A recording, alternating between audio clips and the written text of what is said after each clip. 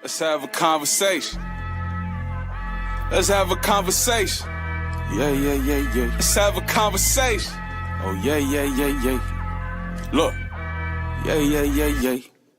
Hey. Let's have a conversation. Woo. Pick up some gems, life is all you make. Go. We keep it real, we don't talk to fake. Tell them how this talk show on the net coming for all the mates. Let's have a conversation. Woo. Pick up some gems, life is all you make. Go. We keep it real, we don't talk to fake. Tell them how this talk show on the net coming for all the mates. I think it's time to have a conversation. Let's talk about it. I think it's time to have a conversation. Let's talk about it. Hello, everyone. This is Michelle Biggs, CEO of My Best Everyday Coaching and Consulting, and the host of Real Conversations with Michelle. Thank you for joining this launch episode of Real Conversations for this new series titled Affairs of the Heart. And this episode is titled The Ties That Bind, Friendship Without Age Limits. And I am excited about this conversation, which really celebrates the beautiful friendships that span across generations. And I have joining me women who have been a part of my life. I can't believe it. I stepped back and looked. Some of these women I've known since they were teenagers. One I've known since she was born. And another person I met, two people I met here in North Carolina. So without further ado, let me bring each of them on to introduce themselves and also tell you a little bit about how we met. So first up, I'm going to bring Miss Andrea Garrett Harrell. Andrea. Hi. Hello. Hi. How are you? I'm good. I'm doing well. How are you?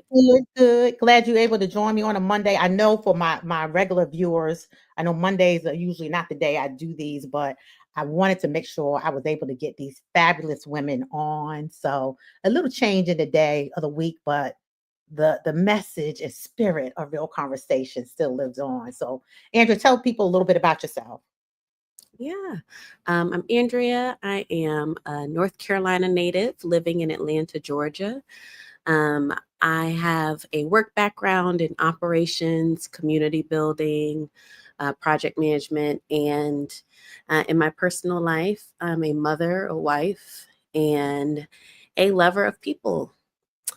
And yeah, I know Michelle Biggs from her being my mentor in Judah Tribe, you being my mentor, and the leader of Judah Tribe, along with Miss Mindy. And so we have known each other for almost a couple decades now. Yeah, it's kind of scary, Andrea. When I started putting this panel together, I'm like, ooh wee, you guys are making me feel very old. Same, I'm like, children. I'm like, okay, all right. But the fact that we still are connected, I really appreciate that. So thank you for participating. This is your second time on my podcast. So you are truly special to me for joining for a second time. So thank you. Next up, have another second timer, Miss Ariana. Hello. Hey, introduce yourself, Ariana. Yep, my name is Ariana. I am originally from New York, from the Bronx, and I've lived here in Raleigh for the past 10, 11 years now. I have a background in marketing, social media, and lover of all things luxury. I do have a luxury retail background as well. So for fun, I'm always talking about what we can do to change our looks and all the magazine things. So anything fashion, I'm going to bring it into conversation, whether you ask or not. A little bit with astrology. I'm one of those people. I will bring up what your sign is. Yeah. And Ariana, how long have we known each other? Forever, since life, since birth. Auntie Michelle has known me from the beginning. That's right. Me and your mom, sorority sisters. So I seen you as a little baby growing up, and now my neighbor here in Raleigh, North Carolina. So yeah, but welcome. Second time as a guest, as I mentioned earlier. Next up, I'm bringing the young people up first, y'all. So I'm sorry. Next person up, Angela Sherrill. Miss Quanisha, affectionately known to me as Nisha. So Nisha, forgive me if I say Nisha. No, you're good. Yes, ma'am. Yeah. So tell people a little bit about yourself. Yeah, so my name is Nisha. My professional background is in government relations. advocacy work. But personally, I'm a wife and a dog mom. I have known Michelle for, I know you through Judah Tribe. It was like 2009, 2010, somewhere around there. Yeah. So at Wow. least like 15 years at this point. Yes. And I actually joined Michelle's sorority this year. So I think we have gotten even closer since that, having that experience. So happy Yeah. to be here. Thanks for having me, Michelle. Oh, thank you, thank you, thank you. So proud of all of you young ladies who have who are part of this panel discussion. And next on I'm gonna call them old timers, y'all, but let's see, Miss Sherelle. Hey. Old timer. Wait a minute. You ain't that old. You're not that old. Hey, Sherelle. Hey. How are you? I'm doing well. Good, good. Tell people a little bit about yourself. Yeah, from Ohio originally, born and raised there. And I moved to North Carolina for grad school and then ended up staying for several years to work after grad school. And so, Michelle, we met through church, right? And then I joined you in mentorship with Judah Tribe. And that's how I met Nisha and Andrea and so many other women that we still keep in touch with. Yeah. Professionally, in healthcare management, have been doing that for forever. Personally, I'm a newlywed and love to cycle, going to church, reading, traveling, all the things. Yeah, and I love our relationship, how it has evolved from church to Judah Tribe, the mentorship, and it just now just pure friendship. So I appreciate you so much, and I enjoy our conversations that we have. We don't speak as much as I like, but likewise, when we do talk, I know for a long time when we do catch up. So right, exactly. Yeah, and next is So you brought the old head on last. I know. So, but that's okay. As an HR professional, I shouldn't have said old head, so I apologize. No, that's okay. Y'all are my ride or die friends. Been around for a while. Go ahead, Miss Angela. Oh, Michelle. Oh my goodness. Where do I start? So we met in 2003 at Body of Christ, and you walked up to me in church. This is the time I had these long locks, and we connected through that. And he invited me in a small group, but that was a different season in my life. Now, in this season, I serve at a nonprofit called Hope Reigns. I am the client care manager and program administrator. We have a ranch. We work with horses, and we take kids in crisis or kids who have suffered trauma. And this is a free program for kids. So all of our horses have been rescued, and we rescue children too and pair them together. So it's an amazing program. It's totally faith-based. It's just, it's a great place for me to be at this season in my life. But I served in Judah Tribe, so I know Quenisha and Andrea and Sherelle and I got connected through Judah Tribe as well, but we're also friends now. And so like she was saying with Michelle, when we get on the phone and talk, it's like hour, 2 hours. It's not, because we don't see each other that much. But yeah, that's how I'm connected. Yeah, and you've been a confidant, you've been an advisor to my business. You've been on several episodes of Real Conversations with Michelle. So I appreciate you so much. So ladies, we're going to get into conversation about ties that bind, friends without age limits. So I know for me, these friendships are just very special because you guys just bring very different perspectives. And I appreciate that a lot. And I have engaged with y'all during different stages of my life for different reasons to talk about a variety of different topics. So, what has surprised you most about being friends with someone in a different generation? I would say how wise they are. Like I get young people surprise me. I think they're smarter than we were, sharper. And I get a lot of wisdom from them. I'm open to hearing their perspective, and they're open to hear my perspective. So it's always a give and take. But I learn a lot from young people. That's why I like to be around young people. That's why I have so many young friends. I want to hear, what's going on in their world, and I want to learn. Anything that stands out for you was just like a big aha, Angela? For you, anything in particular? Gosh. No, I think, I've gleaned wisdom from my children, and I just, I'm sure Sherelle probably shares something with me I don't remember, but like, I'm always learning, from them. So I surround myself with a lot of young people for that reason. Mm-hmm. Mm-hmm. How about you, Sherelle? I think what surprised me is actually how much we have in common, despite the age difference. Even just last year at your birthday party, Michelle, Angela, and I, we shared a hotel room together. We hadn't seen each other in a long time since I live in Texas now. And, we just picked up without a beat. And I didn't even realize what your age was until you reminded me. I'm like, oh, really?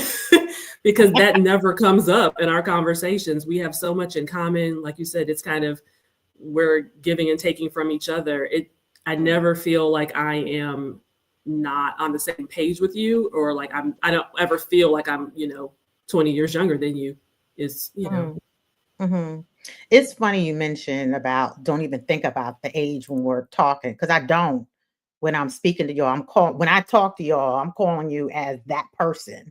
The age thing doesn't even come into perspective unless there is a very specific thing, like my podcast where I talk about a variety of topics. I want to hear your opinions about that, or even some of my workshops where I really do want to hear your voice, because I know I'm in a different generation than some of y'all. So, except for Angela. But anyway, Juanita, how would you answer that question?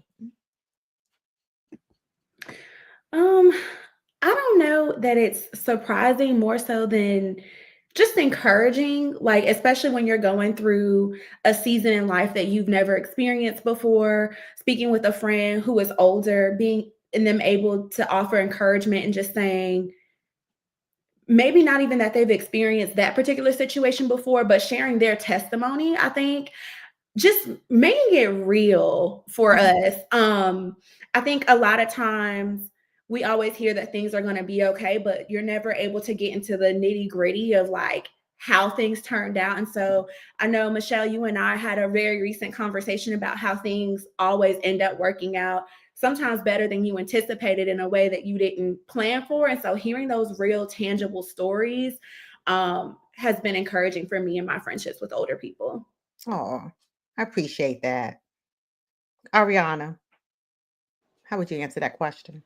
I would say the most surprising thing is how vulnerable I have with the encounters with the people that are older than me. Sometimes people are older and they're more like, I'm not about to tell you my business. You're too young to know about that.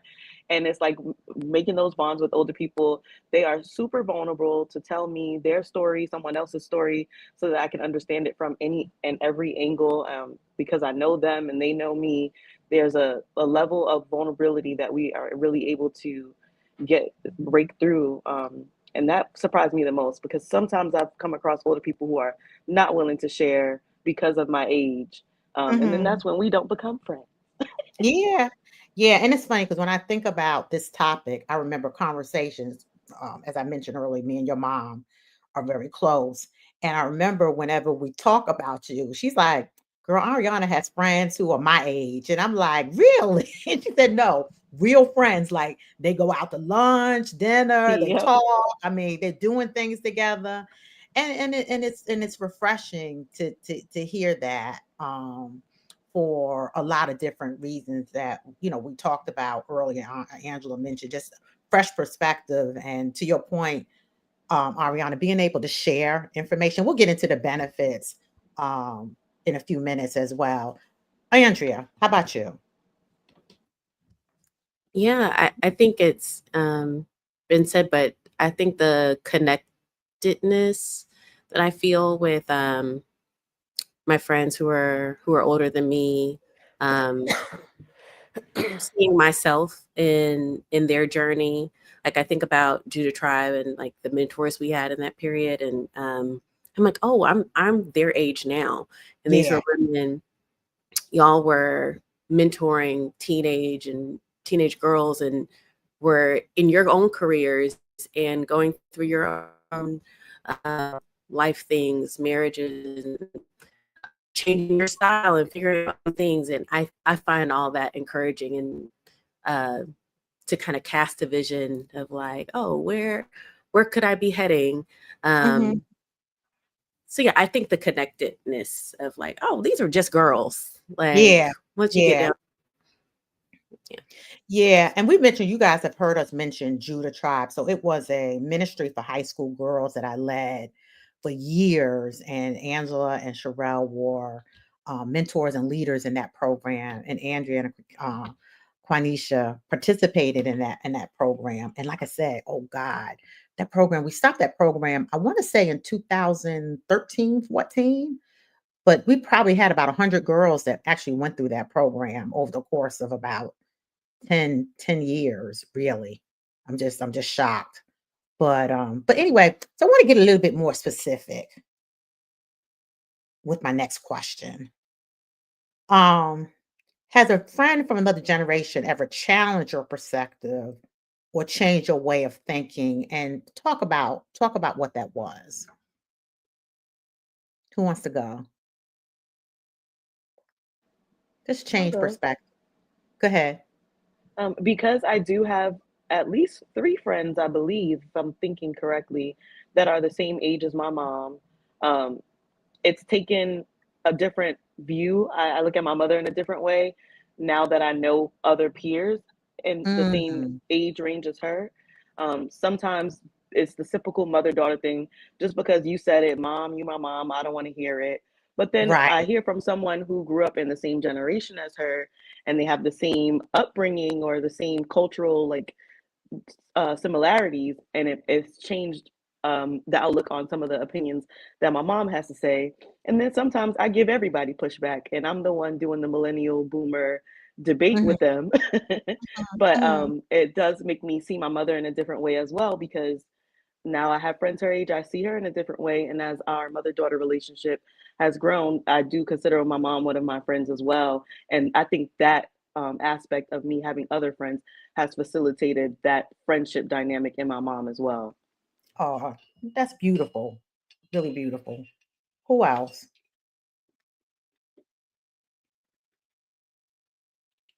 Don't let me have to call on y'all now. Andrea, you have an example? Yeah. I'm thinking about a story that Mel uh Melody is one of the mentors who's a part of Judah Tribe. She was one of my three mentors assigned to me. And she and I are still friends to this day. Love this lady. Came and stayed with me after I had a baby, watched my child for me. Wonderful. Anyway, Mel, when I was a teenager, was my homegirl. And y'all may have heard the story of me smoking weed in high school and calling her to come pick me up and take me home because I was Hey, too yeah, high to that get home. story. Y'all kept that a secret. Well, that's good. I thought she would have told you. I'm like, She's a she's good been spreading this mentor. story She's an far and excellent wide. mentor. Yeah. Okay. So Mel, when I think I was in 11th grade, the most embarrassing thing of my life, she will not let me live it down. I smoked and called her because I was So so Melanie's terrified. on. She said, "Oh my Lord." Yes. I called her to pick me up because I was at the mall and was afraid to go home and tell my parents. And I was afraid to call her too, but she was um mature, trustworthy, someone who I knew cared about me and would get me there safe. And so I was like, okay, I gotta call Mel. I gotta call Miss Mel, either Mel or Sonja or Miss Right. Sonia. And so I called her and just knew she was gonna chew me out. And she was so gracious with me. And I remember her talking to me in the car on the way home, like, we um there's a lot of ways you can live life. This doesn't have to define you. This is one experience. And she really, I think, challenged my thinking about who I was in that moment and in that period of Mhm. my life of just like, what kind of life do you want to live? Like, who do you want to be? Like, you want to be a pothead out here? Do you want to be, Yeah. going home embarrassed, walking your own house, And I think that has continued as we've gotten older in different directions. Like, what kind of mother do you want to be? What kind of wife do you want to be? You don't have to be one thing. Um, yeah, so that stands out to me and has continued to be impactful to this day. Her challenges.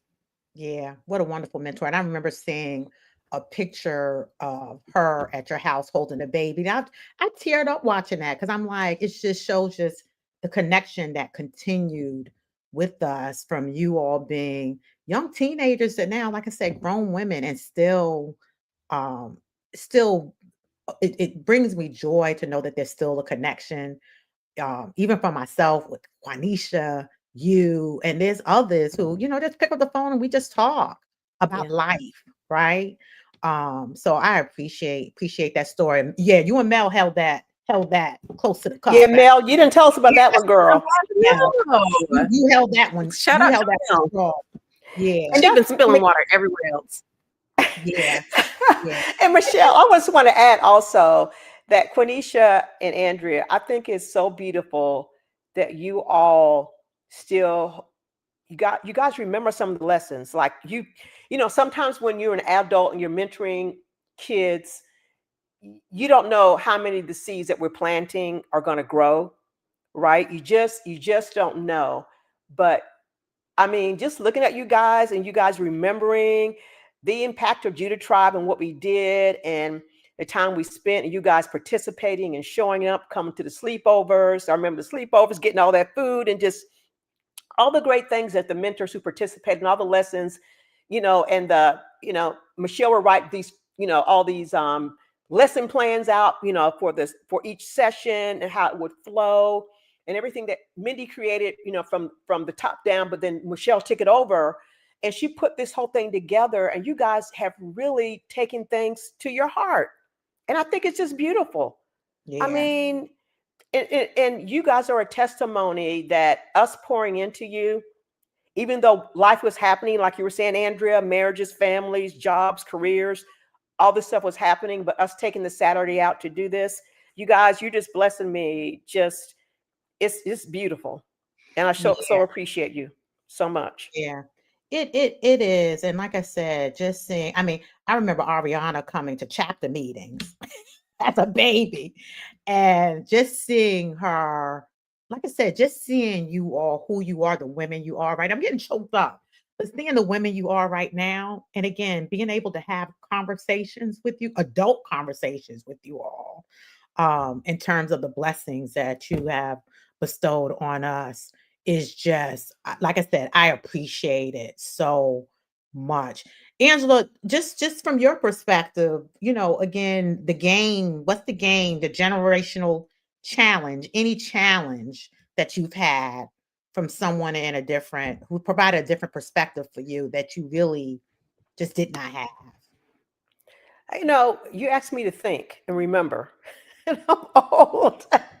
I can't think of like a conversation, like anything. And it doesn't have to be from these ladies. I can't think of like a conversation per se, but I do have some pushback on social media, the way young people dress. I don't always agree to what people are listening to or the way that parents are parenting these days. I have my daughter and my son-in-law have two of my precious grandchildren.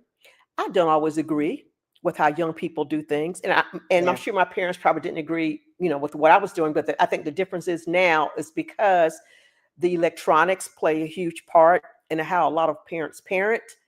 But when my grandchildren come to my house, no electronic zones. We don't have any of that here. So I put my foot down here. I can't do that, when I'm there. But I think the electronics and social media is one thing I do not agree with young people about. I think it's a big issue for me. And I push back if I'm in my own house. I put my feet down about it. But that's one thing for me. Tell me about it. Is it people being on social? Tell me it's specific. So it's kids access to like Roblox. My grandson is 10. And, this can be a place where, pedophiles can have access to my grandson. The phone thing, they did get him a phone when he turned 8, but he lost that phone within a month because he sent someone the middle finger emoji. So he lost the phone. But I just don't agree with all the electronic stuff to keep the kids occupied. I think that's where I have some deep conversations I've had with my daughter about that. But those are their children. And I've talked to other young people. I think back in my day, if I took my kids to my parents' house, they would turn the TV on to keep them occupied. Which TV that was the electronics back in that day. And it wasn't as threatening. Like what's on TV back in and when DJ and my daughter were little, it's not as threatening as what's on television now. And so I think there's just so many more things that we can do, but I understand that these young adults are busy with their busy careers, but you have to make time to parent. So that I would say that's an area that I do not agree with. Yeah. Yeah. Okay. So they challenge you in that, because I Yeah. know Victoria has a strong mind as well. So Yeah. even in that, talking to her, you don't have a change of heart. No. Mm. She stands her ground. I stand my ground. When they come to Gigi's house, no electronics. Yeah. Not Yeah. here. And I mean, and yeah, I can sense, part of me, if I think about this conversation and me working in HR, and I'll talk a little bit about my background at the end, because I know some people joined later. But being an HR, having been an HR professional and working with different generations, I think has given me a better perspective in terms of just allowing certain things to be, because it is different. We are different generations, right? Still want to be protective. But I remember even having a conversation with my niece, who, my niece and nephews are all adults now. But even as younger children, older teenagers, they were like, Aunt Lisa, you got to let us live. You've been through some of this stuff. You got to allow us to make mistakes, because we learn from those mistakes. And I tell you, I had to step back and say, you know what? You're right. We don't want you all as younger people to go through some of the heartaches that some of us have gone through. But again, you learn from your mistakes, Andrea. Just like you smoking. Guess what? You weren't the only one as a teenager that smoked, right? But there's a lesson that you learn from that experience, right? And hopefully the perspective that Miss Mel gave you helped you see a different light in terms of your engagement, in that. But Sherelle, how about you in this topic? Anything that stands out in terms of a perspective that really challenged you? Yeah, it's more of a general thought. I'm a very strong-willed person, have been since birth. I'm very structured, probably sometimes too much. And so it's easy for me to look at someone and say, like, oh, they shouldn't do this, they shouldn't do that, if they're younger. And again, it's coming from a place of love and protection, right? It's not that I don't want them to have fun or anything like that, but it's more of, I know what could happen, right? And I don't think that's the way to go. But as I was sharing with Andrea and Quanisha just right before this call, even, the world is so different now. I mean, I'm just turned 45 last week. I don't feel like I'm that old sometimes. Sometimes I feel way older. But it's a big difference between my 45 and their 30. I mean, Right. those years, it's like night and day. I mean, we were just getting introduced to the internet, when I was in high school. I got my phone in college, and that was when people started carrying cell phones, right? And so I'll pick on you a little bit, Angela. I mean, and I hear you loud and clear about, posting on social media or giving kids phones. And I have, strong feelings about that too. But at the same time, it's like, okay, if this teenager doesn't have a cell phone, I don't want to say what are they missing out on, but it's different. They're going to be kind of the outcast, and that's not great. So I try to check my initial thoughts, like, oh, they shouldn't do this, they should do that. When I was, growing up, I didn't do this, because the world is so different now. Even just like I said, between being 45 and looking back to when I was 30, is so different. So I try to be more understanding that the world is different. And so they're going to do things differently. And also that I don't know everything. I don't have all the answers, and I make plenty of mistakes, still make plenty of mistakes. So I just try to be open to that. Yeah. And I Well, look, this old head, excuse me, Miss Michelle, is going to push back at Miss Sherelle, that Don't pick. 45-year-old, because see, the 20 years difference, see, that's why I said, why is it's okay for that child not to have a cell phone. But I think even with my daughter and son-in-law, when they got my grandson, they wanted him to be included. Well, they figured out once he made that boo-boo and sent that middle finger emoji, he didn't need to be included. It's okay if they don't have a cell phone. And it's okay as parents if you determine at a certain age, 16, 17, when 7, 8, 9, and 10-year-olds are getting cell phones, that's a problem. I do not agree at all. It's okay if my child is left out and not included, because my child's going to be better off without that. in the long term. But I hear even you. I hear you. I would tell you, Sherelle, in high school, even with my son, we took out the cable, so he had no access to MTV or BET. He could not use his computer up in his room. He had to do everything downstairs in front of me. I put boundaries in place, even though I knew when he went to school, he was going to look at somebody's phone, or they're going to tell him what video was happening or whatever. He's going to find things out. But in my house, I said no. Yeah. So he didn't have access to those things in my house. I didn't allow it. And Angela, I think we lived in a different generation, right? Because I think about and Andrea, Ariana, and Nisha, keep me honest in terms of just, this age group going through school. And even now, the younger people in school now, there are things that were going on when we were in school, your parent having to contact you, or you even having to contact your parent. The educational system and all that, they had ways of doing that was so easy. Now I just feel like the world is so complicated and things are happening so fast, that it's just a different view, I think, in terms of how our younger people are raising their kids. I'm not going to say it's right or wrong, it's just different, right? And I do think we have to be mindful of that from a generational perspective. And I think that's what, for me, in the work that I have done in the past in HR and speaking to people like Nisha and Andrea and Ariana, that age group helped me to understand, and my nieces and nephews just helped me to understand that,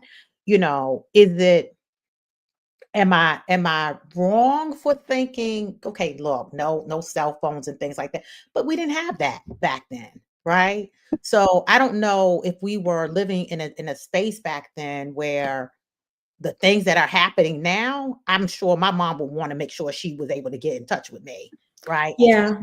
Possible, right? Go ahead. Who was going to say something? Yeah, because I was going to say, I got my first cell phone in 6th grade. Now, prior to that, my parents never thought they would have got me a cell phone.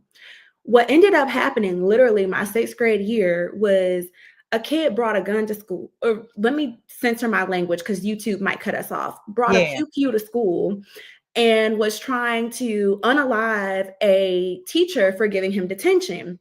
So we were on lockdown. And so I was live texting my mom as everything was happening. And again, that was back in 05, 06 type of era. So these occurrences have become even more common since then.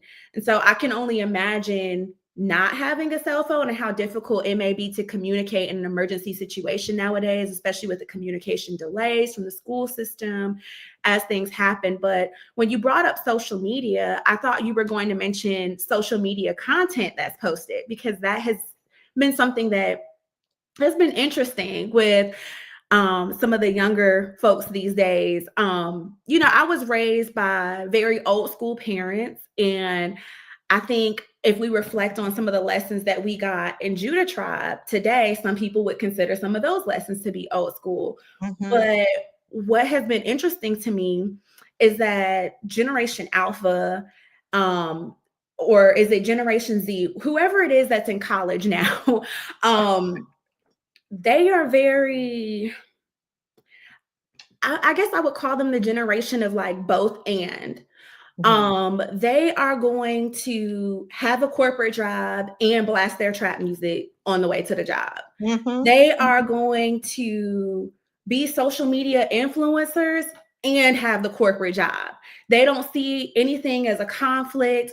And for me, reflecting on that was kind of difficult. Like, I might advise some of my younger cousins, you may not want to do that, be mindful, the internet lives forever. But I also think, like, socially, we are just in a different era where, for better or for worse, lines are blurred, and it may not be that deep anymore. And I think to some extent, it's kind of freeing to know that you can walk in certain spaces and be your authentic self and not have to adhere to respectability politics all the time.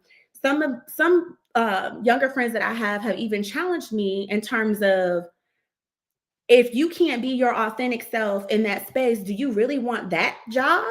Like, is that particular job worth it? And so I think some of those conversations really do help push the needle forward from a social perspective. Yeah. And it's funny when you said that, Nisha, it immediately brought to my attention um, of me working in HR. I'm retired, y'all, for those who are in the audience and don't know me, but retired from HR 37 years. But the thing that I admired is the generation, the younger generation, who really stood by their values, the things that were important to them. And I remember even during COVID and we were asking people to come back to work, right? Most people would have been like, look, okay, we got to do what we got to do. That's what we need to do. So we need to be back in the office. The younger people, they're like, look, if you're not going to accommodate me, I'm out. I am out. And for me, it just showed the conviction that people had. Now, in certain situations, especially the parents were probably like, oh, now you don't have a job. What you gonna do with your life? Right. But what I admired of the generation, the younger generation, is your ability to stand firm on your conviction. And somehow it works out for y'all. It does. It works out. So to me, it's a point of challenge for me in terms of, am I thinking like an older person, in certain spaces, and where do I need to loosen up a little bit? I even think about in Judah Tribe, even the way that I was approaching some of our sessions and things like that. And I remember it was Brandy, Sonia, Mel would challenge me in terms of, hey, we need to do this. Let's make it more lively and all that other stuff. And I was so focused on, okay, this is what we need to get done. This is what we need to do. Angela, we need to get this stuff done, people, right? But what Brandy, Sonia, Sherelle, y'all brought to it is like, look, this generation, we need to relax a little bit, right? So that we can make sure we are incorporating fun in addition to the lessons. And to me, I think that's what made it such a richer program. And also, what I admired about the program, because we did have generations of leaders who were in there who helped us understand perspectives in terms of learning and things like that. So I appreciated that in terms of the challenge. Anyone else want to say anything about that particular question? Yeah. Anything to add? Andrea, go ahead. Andrea. Well, two things came to mind. Well, I love that you said that. And I remember being in Drew Tribe and seeing some of those conversations, hearing some of those conversations, and even it was a powerful thing to reflect back on, to see women across generations, and different styles, places in their lives, working together and collaborating to figure those things out. And it never got disrespectful. And I can imagine with so many people and personalities in a group that it can be a struggle sometimes for everyone to work together and figure out, your path forward. But I can appreciate that now, looking back, how y'all were able to navigate that together. And Nisha, I love Nisha's point that you made. I think that's such a great perspective on the need for cell phones and how media is changing. And I do think I was on the opposite end. I was going to say I got a cell phone when I was in 10th grade. And I was the very late person, maybe even 11th, going to 11th grade.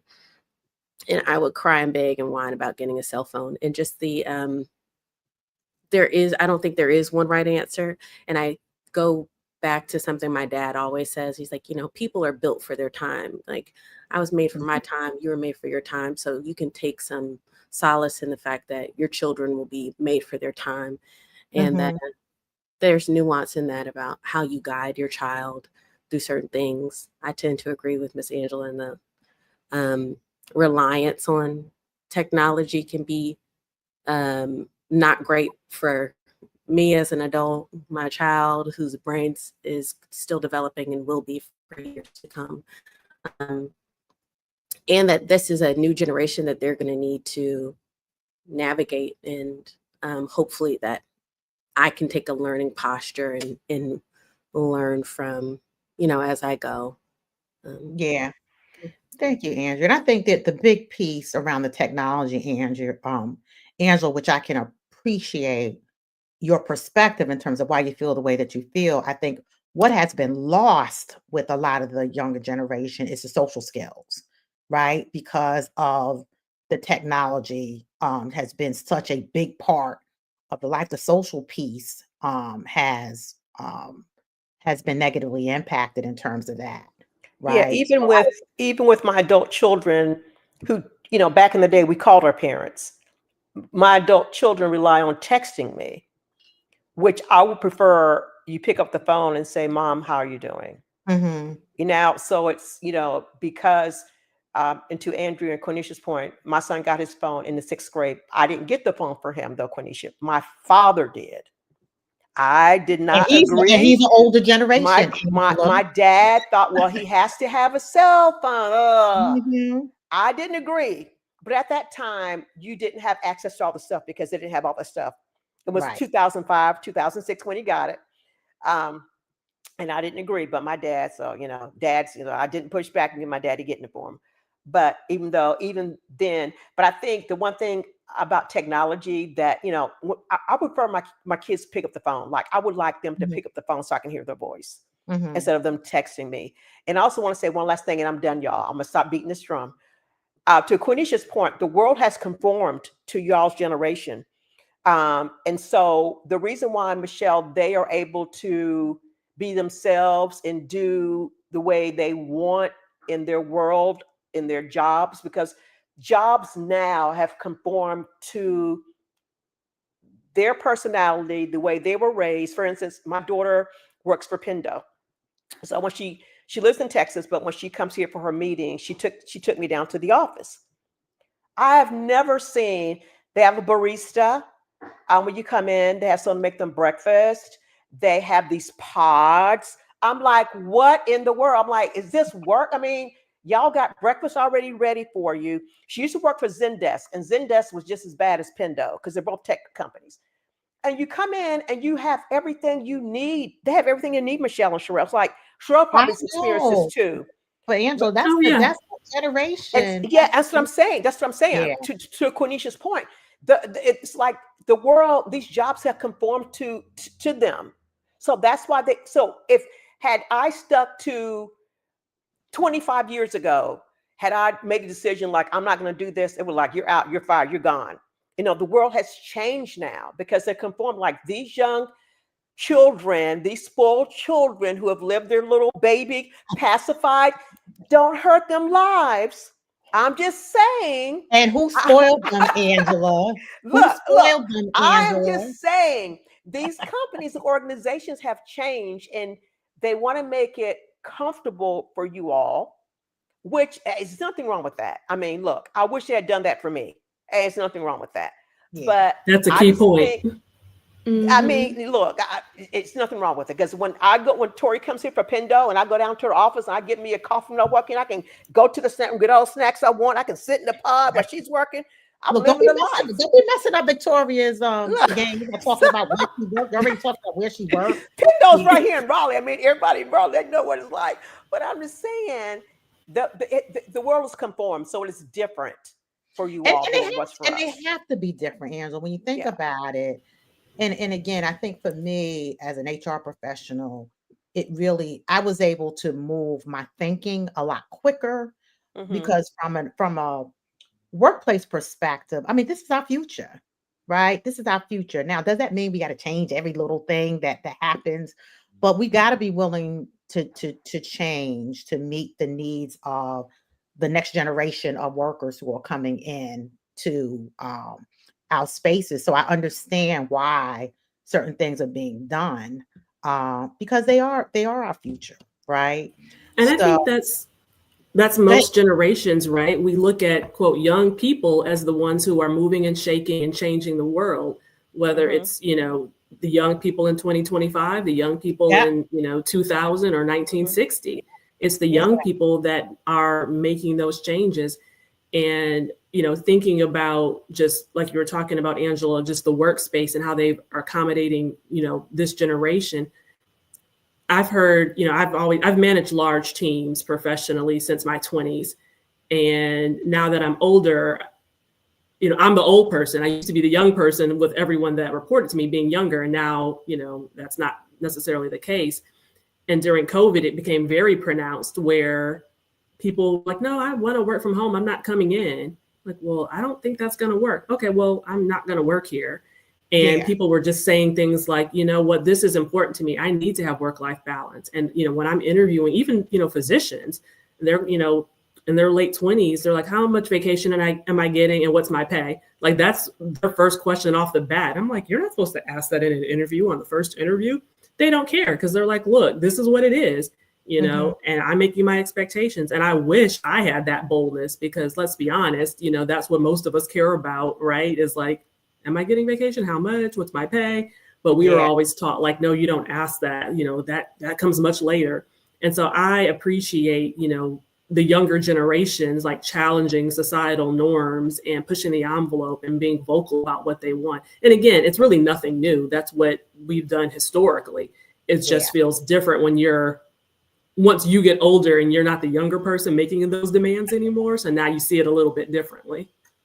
And hopefully for the better, because when I think about, even work-life balance, I think for me, having younger people around me, and again, talking to the niches and other people of the world, it just helps me look at things in a very different way.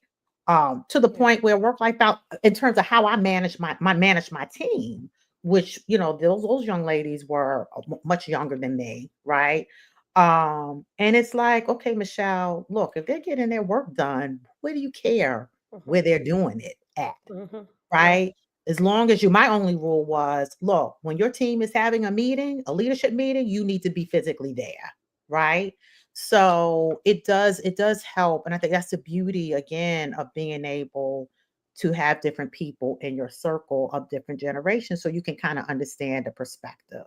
Yeah, Right. it benefits me at this time in my life to you guys. I will tell you, Cornisha, at my age, at 65, I work for a nonprofit. When COVID happened, we had to go into the office. Once COVID was over, everybody stays home. I'll go in the office one time a week for a team meeting. On Wednesday, I work from home. So, they conform to these young women, these young moms having babies who couldn't come into work, So Hope Raines is relatively young. I mean, the CEO and the CEO are close to my age. They're in late 50s, early 60s. But the staff is, I would say, 40 and under. Yeah. And so it has benefited me really, since, this is what most of the staff wants to do. At this time of my life, at this season, this job is the perfect job for me. So, Yeah. And I And would that's even the argue beauty that of. Go ahead, Nisha. I was going to say, I would even argue that some of the older generation really paved the way for us to have the audacity. Because I think back on, again, referencing Judah Tribe, that might be a continuous reference throughout this conversation. But I looked at y'all and I was like, these are ballers and shot callers. Like, got the handbags, the luxury cars, doing well in their careers. They come here, they spend Saturday mornings with us. We don't have to pay for nothing. Like, it gave us something to aspire to. Like, when we get older, we want to be able to do those same things and have time to pour into our own communities. And then you have other, older friends that may not have had that kind of flexibility, but have conversations with us and say, hey, you might want to consider this as you get older and as you matriculate through your career, because you don't get these moments back. When your children are small, that's the most time that you're going to have with them. As they get older, they call less, they text less, so cherish the moments that you have. And I think that COVID kind of really expedited that workplace flexibility change. So thank y'all for the sacrifices and also just being an example. Oh, you're welcome. You're welcome. Ariana, anything you want to add to this conversation? I just am now having younger friends at work. I used to be, like Sherelle said, the youngest one, and now I'm in certain spaces and I'm not. And I find myself in the middle of traditional work values and the new way, where it's like, okay, just because it's been this way doesn't mean it has to be this way.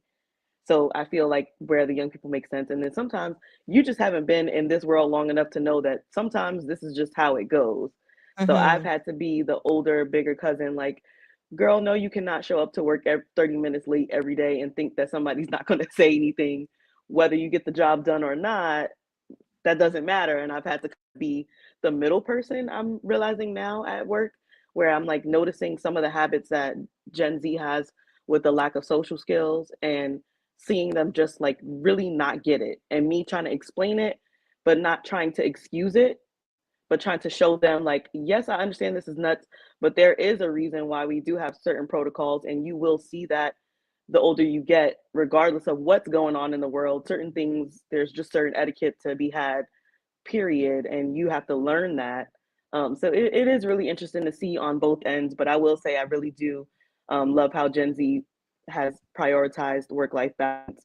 I've noticed that in my 10-year work history, from that starting then up until now, that wasn't a big priority in a lot of the jobs that I've had.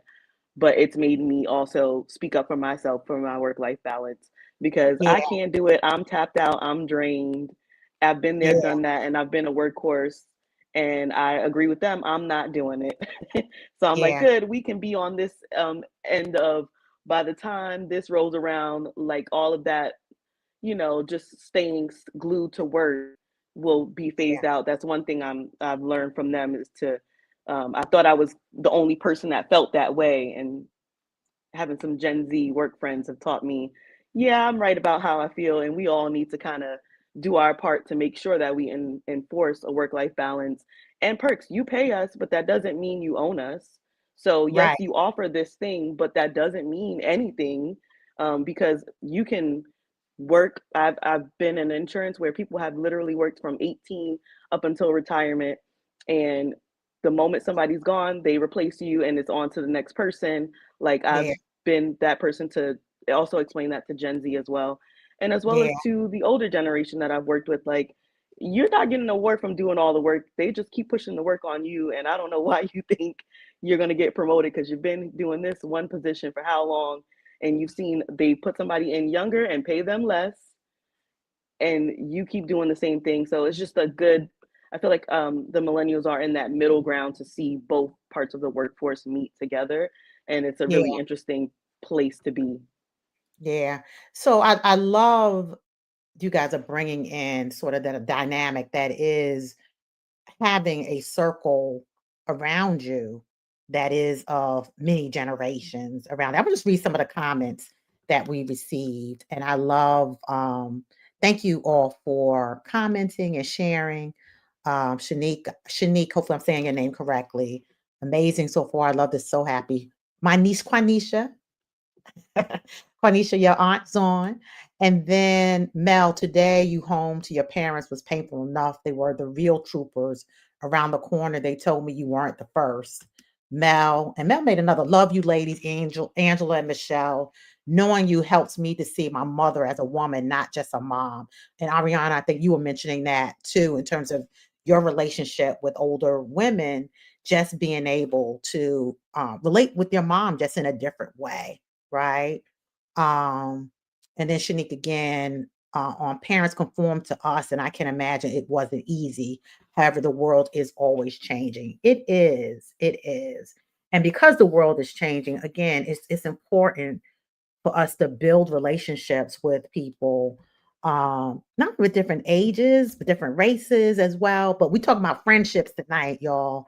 So the ties that bind us.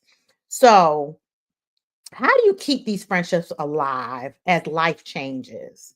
Career shift, kids grow, health changes, things like that. So when you think about your friendships with your vast circle of friends, how do you keep it alive? What do you do? For me, especially now living, I live in Texas, right? And so I don't get to see you ladies in person anymore, not very often. So you have to be intentional about it. But sometimes it's just the small things, right? Just, okay, I'm going to be in the car for half an hour. Let me call Angela and talk to her. Even though I know we probably need about 2 hours to get through everything, I'm just going to check in and we're going to have a quick conversation on this drive. And sometimes it's social media as well, right? I might see something, a milestone or just a story, that one of my friends posts, and, just ping them, or comment on their social media so they know that I saw it, I'm thinking about them, whatever. Text messaging is big, especially for me. I've got a lot going on, as most of us do, right? Everybody's busy. Everybody's pulled in so many different directions. And so I don't look for like the time where it's like, okay, well, let me designate 3 hours to call my friends. It's no, okay, let me text while I'm in this meeting. Let me, comment on social media while I'm doing, whatever else. And sometimes those little things really do help, at least for me. Yeah, social media has been a blessing from that standpoint. I'm like you, Sherelle. I will call and look, just thinking about you. Hope you're doing well.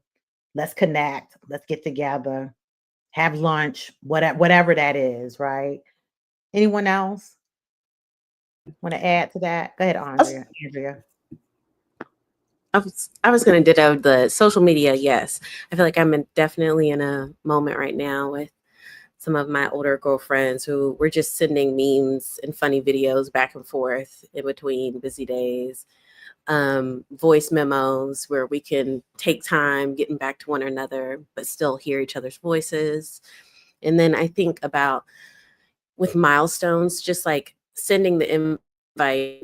Like I regret not sending out more invites for like my baby shower, or like making sure that like, y'all know, like invite me to the birthday party, even if I can't come this time. It's like keeping it in my mind that like, no, we need to make time to see each other.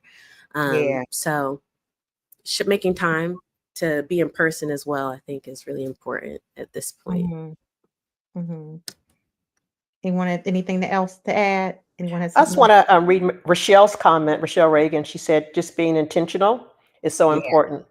And I think even with us, Michelle, we have a group here, you young ladies, and Michelle calls us the NC Besties, and so I think it's 5 of us total, and that we send each other stuff all the time. It could be something funny, it could be something the other ladies see on social media that we send, or we're just checking with each other all the time.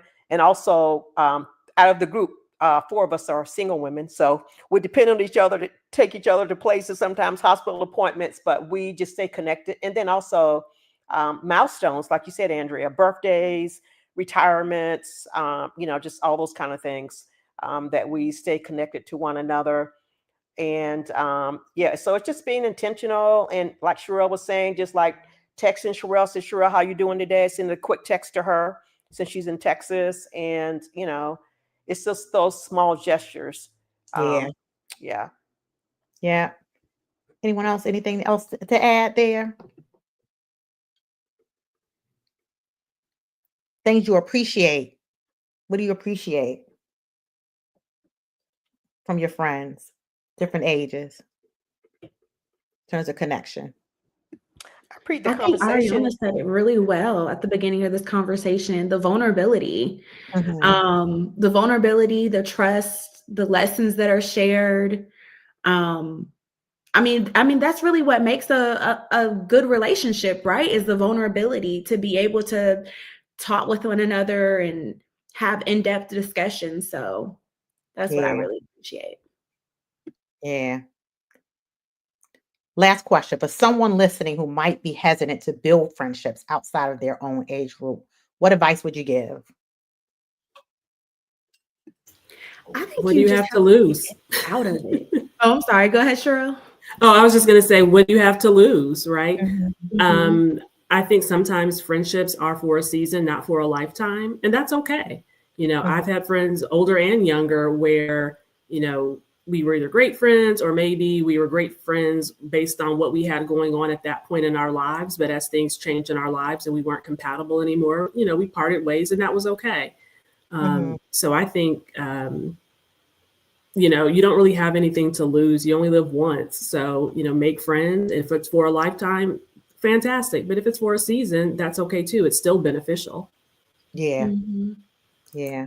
Nisha, go ahead. What were we going to say? Yeah. I was going to say, I think you really just have to take age out of it.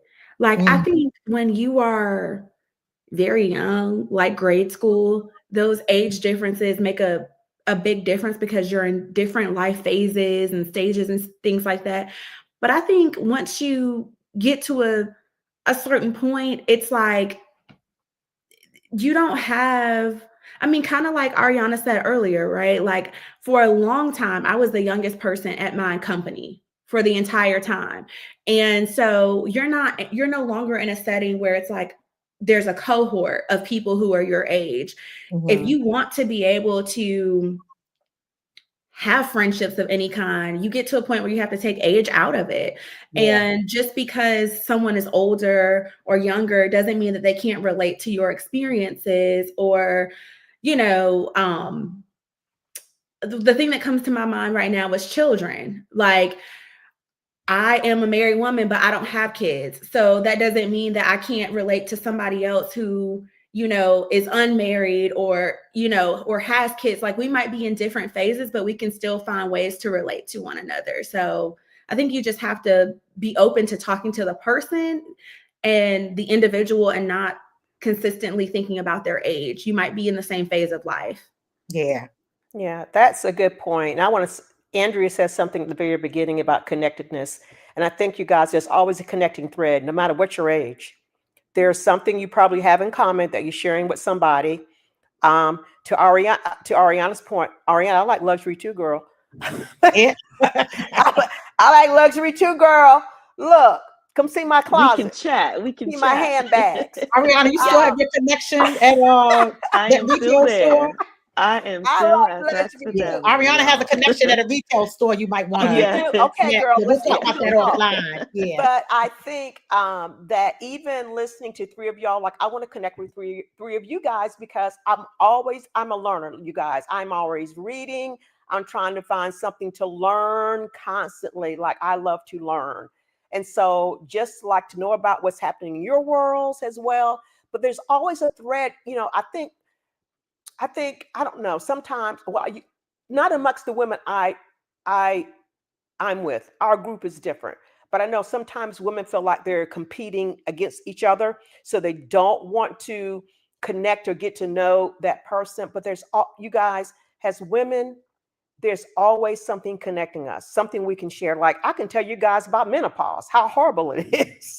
Yeah. Like, there's Well, something that I can share. Like, ain't bad for everybody. no, Andrea. it's not right. It's my story. Like for her, Right. it was not. For me, it was horrible. Like, but there's something that we are connected to or will be connected through.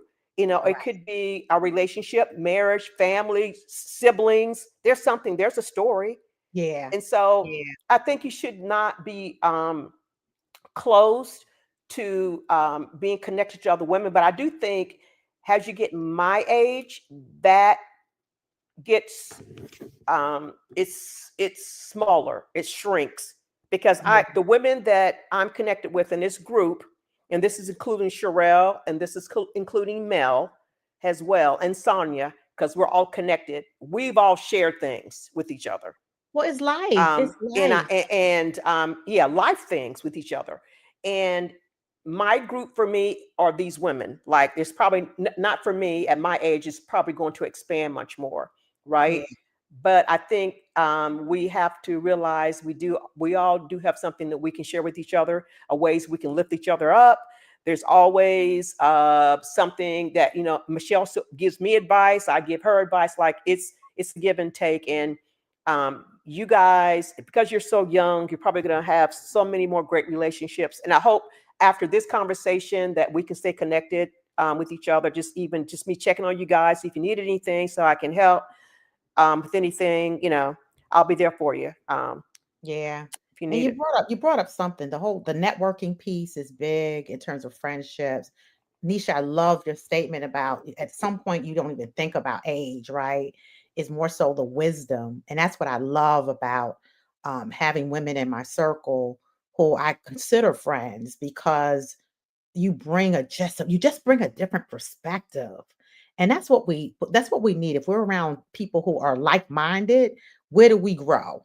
Right? Where do we grow? But Andrea, did you want to share anything in this space? Like what would you say? What advice would you give? Anything different About than what's been shared? People who are I don't hesitant to build friendships outside of their own age group.